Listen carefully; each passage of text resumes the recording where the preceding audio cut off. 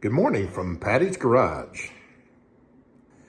This morning's project is to wrap up changing out the air filters on both Wally and Scarlett. And to that point, I want to take a little peek at where we've come from. Originally, the 948 Bug Eyes with their H1 carburetors would have had this style air cleaner on there, which is basically a wire mesh inside a metal frame. These were equipped with being able to draw from this port, draw from the either a canister or from the valve cover, and pull those gases back in, reburn them through the carburetor. And so, as you can see, these are relatively small, fairly restrictive mesh, but not real bad.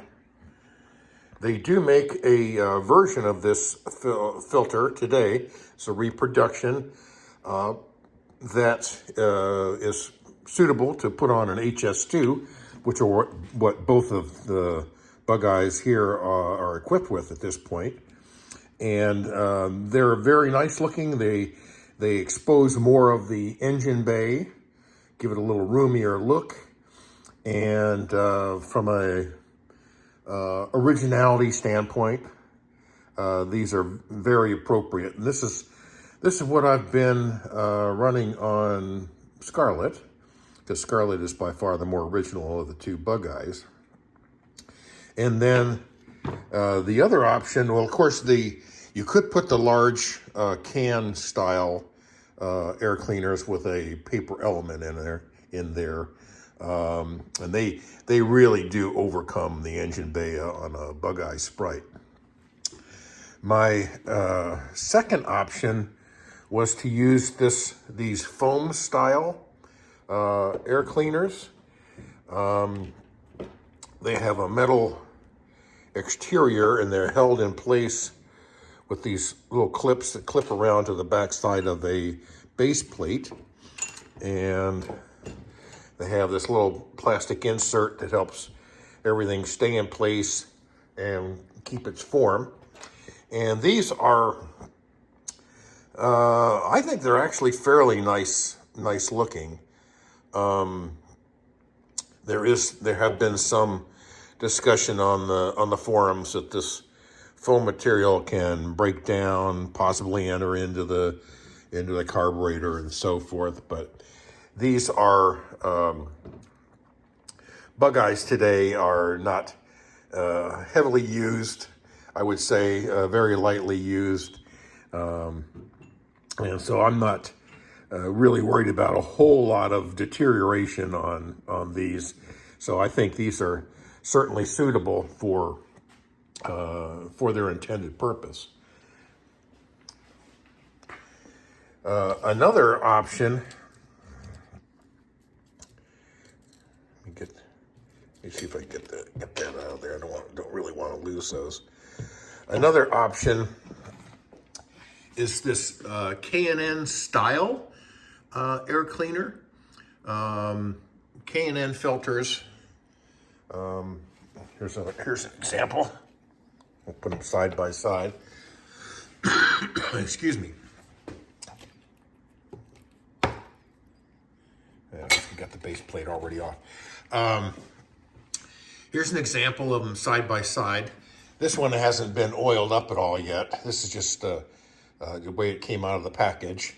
This one is a K&N filter, true one, and I actually counted. This is for an HS4, so it's a little bit bigger, but their diameter of the filter element is still the same. The one on the bright red one on the left has not been oiled. I counted the number of pleats. They both have 50 pleats. This HS4 one, I think, stands a little, maybe a little tall. Well, of course, it's in its framework. Let me actually see if can I pull you out of there? See if I can do that one-handed. I cannot. But they're very, very similar. There's no real markings on the top of this reproduction, and this one does have its made in the USA markings on it. I think there's a difference in weight, but I don't think the weight difference is significant. I've taken it off its base plate, and you can see that they're very, very similar in height. So this here's what the base plate on the K&N filter looks like, and the reproduction is very similar. Let me come around. When it's mounted to the car, that's what we're looking at. Very, very similar configuration. When you can find these, they're not always available on the various suppliers. These are the numbers that you're looking at. I think Moss sells these. They're about $50 a piece. So they are at a minimum half the price of what a true K&N is.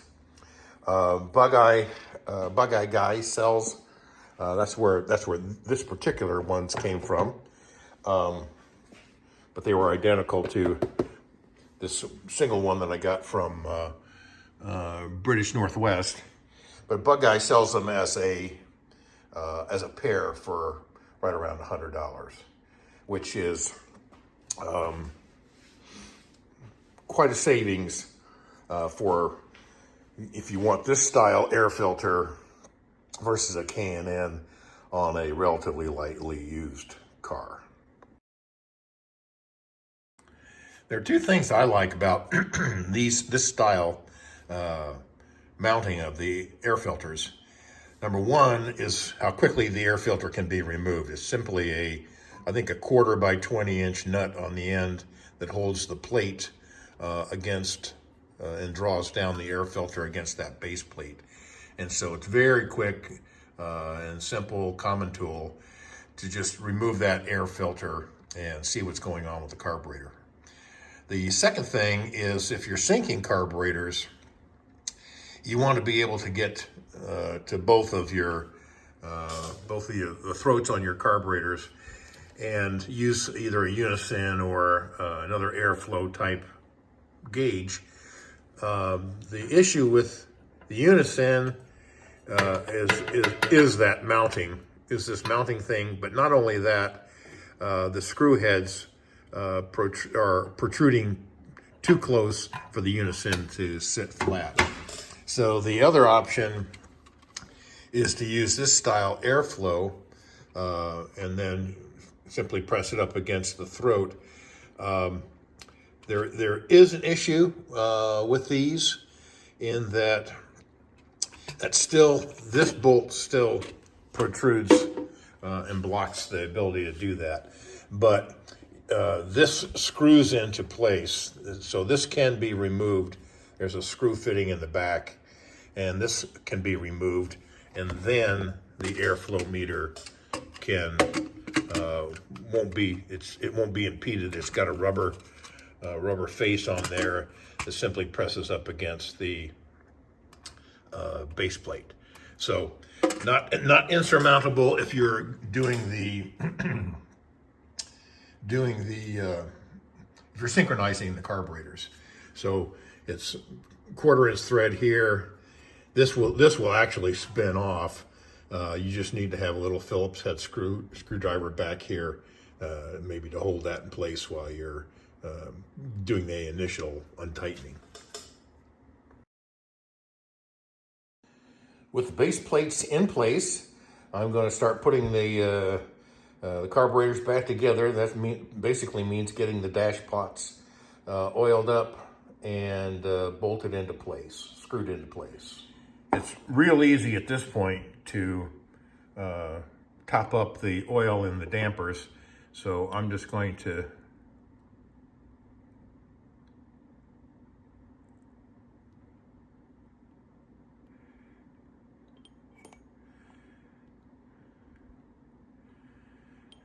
add some oil to the damper, and see if we can see where we're.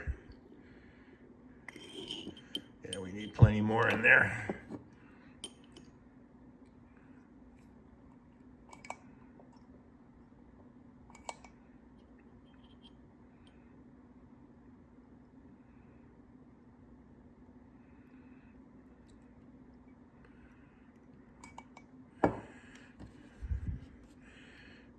Just kind of drop that in there and see where that.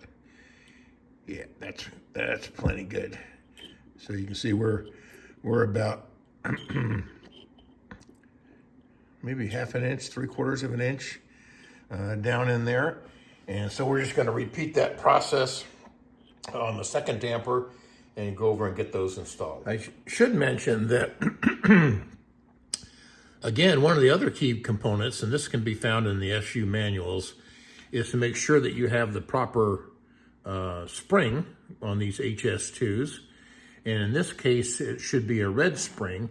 This spring has lost any color markings that it may have had, if it ever had any. And so I found a source for a couple of original SU springs at a reasonable price. So I've ordered a set of those that I'll be installing at a later date, just so that we know exactly what we've got. There are ways SU book describes putting this on a scale, pressing it down to a particular height, and then read the number of ounces. This should be about 4. The red spring's about 4.5. The blue spring, which would have been maybe on a early bug eye, was, if you're fitting HS2s, would have been a blue spring, which is a very light spring.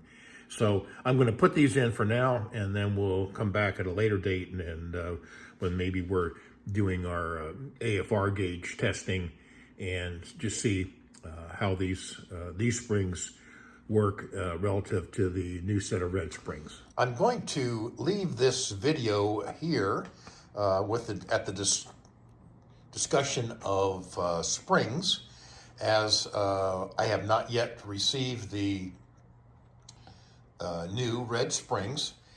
And what I'd like to do is do a little bit of testing on the existing spring and the red spring. And so that's kind of beyond. This video is getting a little lengthy. So I'm going to come back.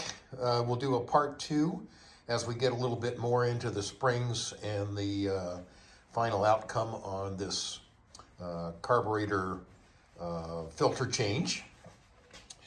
You might notice that the valve cover is off. While we were doing all of this, I decided to go ahead and check the valves. Did a little revamp on the oil filter and lines, and actually repainted the valve cover, the rocker cover. And so all of those projects are still in the works. So we'll come back with a part 2 as we, when we get the new springs, and maybe even a little bit of how I'm testing those against the original springs. So thanks for watching.